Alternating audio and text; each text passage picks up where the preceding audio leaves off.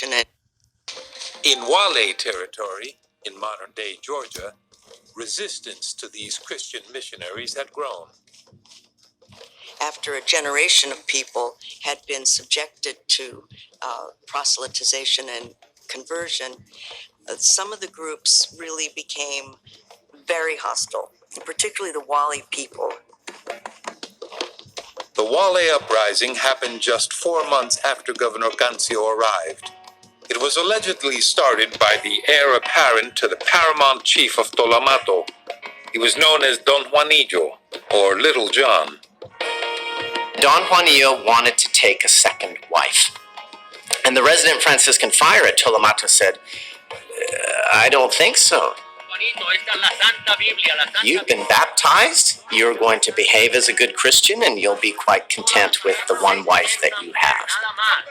The friar threatened him with preventing his rise to chief of the tribe when his father died, and that angered the young man just as much as being told he could only have one wife. Don Juanillo did not appreciate this interference in his private affairs. So he ventured into the interior, gathered a force of infidels, the Spanish sources tell us, and he returned. And he ordered the friar decapitated. And then he put the severed head, put the head on a pike, and placed that at Tolomato's boat launch as a warning. Don't interfere in local affairs in Tolomato. The war party then moved on to other Wale communities, and 5 more friars were attacked. 2 of the friars to be executed asked to celebrate Mass first. And the executioners sat around on the floor while he celebrated Mass.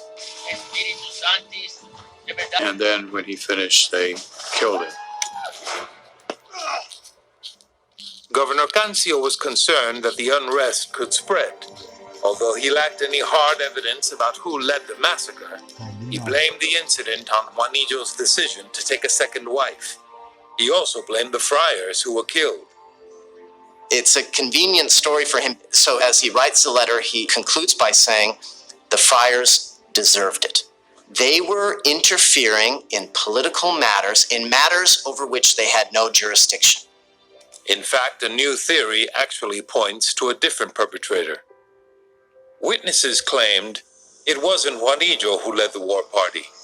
It was another Wale chief named Don Domingo, who then convinced the governor that Juanillo was to blame. Cancio asked him to bring Juanillo into face trial, but instead, Don Domingo served up his own brand of justice.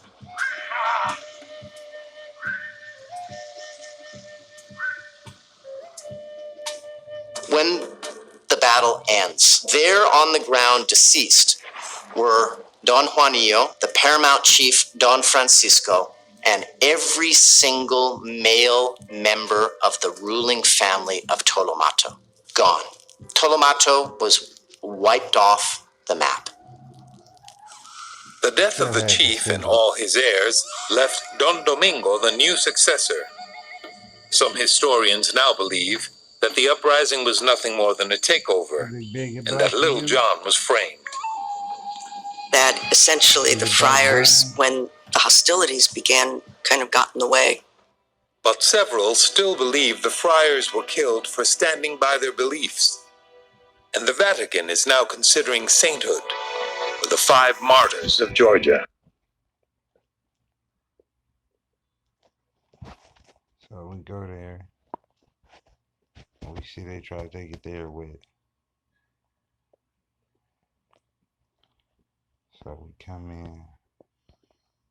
Let's go to IG.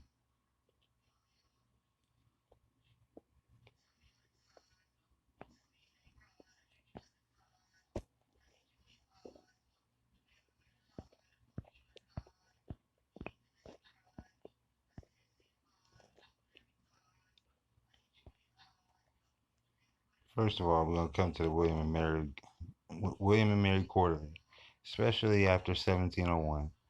A growing number of French families purchased them as labor To protect these investments and to put an end to disputes over the captive legal status, colonial officials issued the 1709 ordinance legalizing Indian slavery. When the French began to colonize North America in the earnest during the mid 17th century, both they and the Indian societies they encountered practiced forms of human unfreedom that the French called slavery, familiar to the plantation based chattel slavery then developing in the European colonies. Many French observers used the term esclave or slave to describe the status of the Indians, war captives, although acknowledging the practice of the captives adoption, which integrated captives as members of the Indian family. French colonists still considered captives to live in misery, groaning under the bondage more grievous than death, because the lives of an Indian captive differ so markedly from those of chattel slaves. However, most modern scholars have resisted the French designation describing Indian captives, taking as an adoption complex to highlight the ceremonial incorporation of captives into Indian families. These defining elements of French chattel slavery, as explained in the 17th century Code Noir, which is life of the Black Codes in French, was a life of precedent coerced and degraded labor, enforced by law that treated slaves as property and condemned their offsprings to inherit slave status. So right there, we see that they're already giving Indians slave status under the black codes, that you was already black no matter what. So we come back over here to the Gullah Geechee Cultural Heritage Corner. It's in the Timucuan village. It's in the Fort Frederica, the Fort Pulaski. You know what I'm saying? All these Moores Creek, if you want to go up there, but let's not even go there. They're gonna try to take that. The Congaree is up here, so you're gonna take a river and you're gonna get there. You know, you get to come by the same song from the same river. So we come over here, and what we got? The Ogeechee River, we got the Gulay and the Timucuan. All these in the exact same area as the Gullah territory. How do you get these type of coincidences? Ain't no Gullah territory in Africa.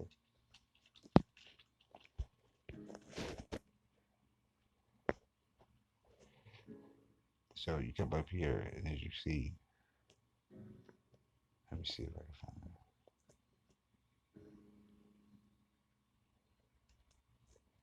I mean, y'all can read this if y'all want to, because if I find the part that I was looking for.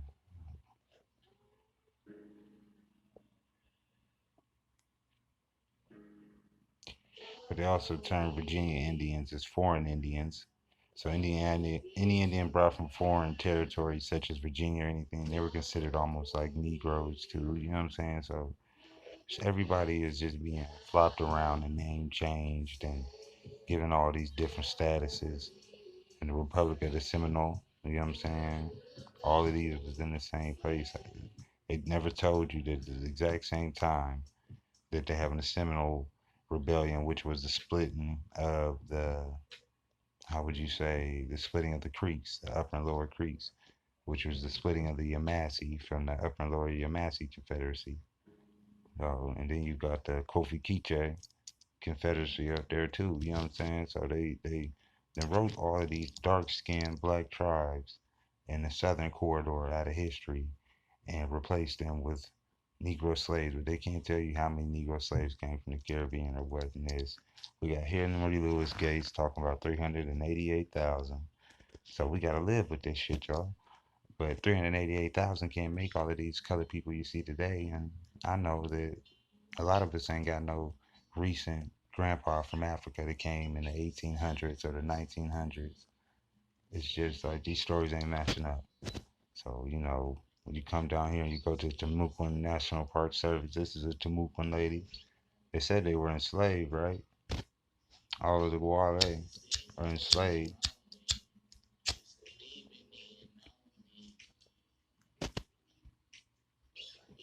it says both the Ben and the Timucua society are dark or brown or dark skinned.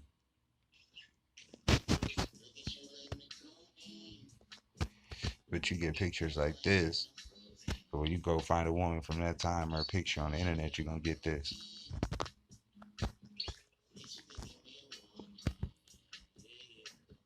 It says all the dead and wounded. He escorted the witnesses to the site of the battle, ordered him to show the bodies of the dead, including the corpses of Don Juan. He did to this, and the witnesses would see that this so that the witness see it was not possible to capture Don Juan alive because he had died fighting. Moreover, Don Domingo wanted these witnesses to see the site of the battle so that he could inform the governor of exactly what had happened. Therefore, the witnesses went to see the bodies, and deceased, he saw his own eyes the bodies of 24 dead. Among there were the corpses of Don Francisco D'Amico and Cacique Tolamato and his heirs. The witnesses knew both well. Thereafter, the Miko of Asaso gathered all the women and children and had them scalp the dead in the accordances with their Indian customs. He also had them cut off Don Juan's head. Then the Miko of Asio forced them to carry the bodies of his own dead and injured men back to the village of La Tamufa along the Don Juan's severed head and all the scalps. There he began to care for all and heal and injured. Don Domingo also distributed a great quantity of coins, pearls, deerskins, blankets, hoes, axes, and the other goods to all the caciques who had accompanied him, as well as to those Indians who had distinguished themselves through courage and valor.